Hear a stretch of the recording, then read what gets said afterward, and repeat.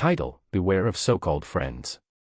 Long ago, in the lively town of Abrimpong, there lived two young men, Lomedy and Carpulor. From childhood, they had been inseparable. They ate together, worked together, and were known everywhere as the two brothers who shared one soul. People admired their friendship. Mothers would often tell their children, "Look at Lomedy and Carpulor, if you want to know the meaning of loyalty, just watch those two." But hidden beneath smiles, laughter, and handshakes, envy was silently growing like a snake in the grass. The rise of Lomedy. Lomedy was a humble young man. He worked hard on his farm and shared whatever he had with Carpulor. One season, Lomedy's cocoa farm yielded beyond imagination. His barn overflowed with sacks, and traders from faraway towns rushed to buy from him. Suddenly, Lomedy's life changed. He built a fine house, married a beautiful woman, and was respected in the whole community. But Carpulor's farm struggled. Year after year, his harvest failed. He grew jealous, but on the outside, he continued smiling. "Brother Lomedy, may God bless you more," he would say, while deep inside, he was whispering, "Why him? Why not me?" The seed of evil. One evening, Carpulor went to visit Lomedy. "Brother," he said, "the journey of life is not walked alone. Let us combine our farms, our sweat, and our strength. Together, we will be unstoppable."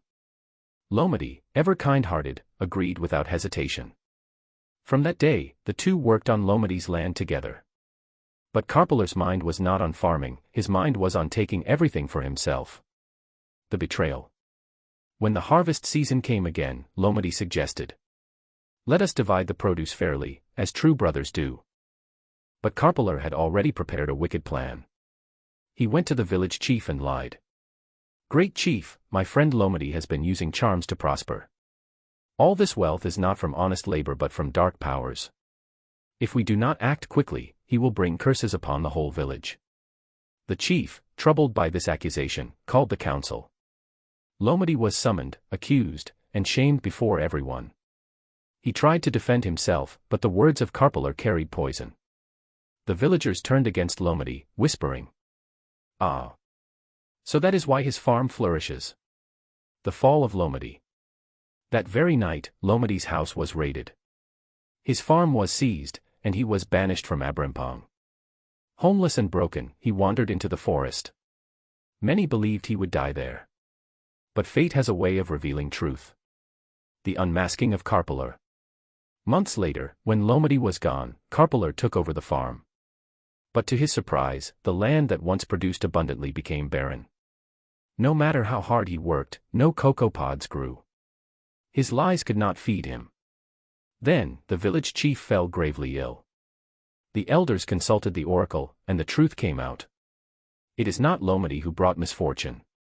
It is Carpulor's envy and deceit that have cursed this land. The villagers were shocked. They sent men to search for Lomedy in the forest. They found him weak, but alive, sustained by wild fruits and streams. When Lomedy was brought back, the people wept and begged forgiveness. Carpulor, however, was disgraced, stripped of respect, and cast out to live alone, the very fate he had wished upon his friend. The lesson. Lomedy forgave the people but warned them with words that echoed through generations. Not everyone who smiles with you is truly your friend.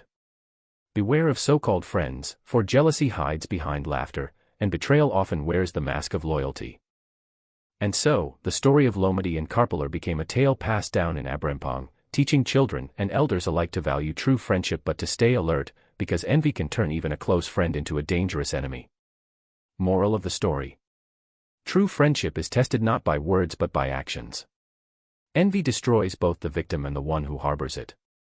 Beware of so-called friends, those who clap when you rise but secretly pray for your fall. Please like, subscribe and share this video for more inspirational stories like this. Thank you.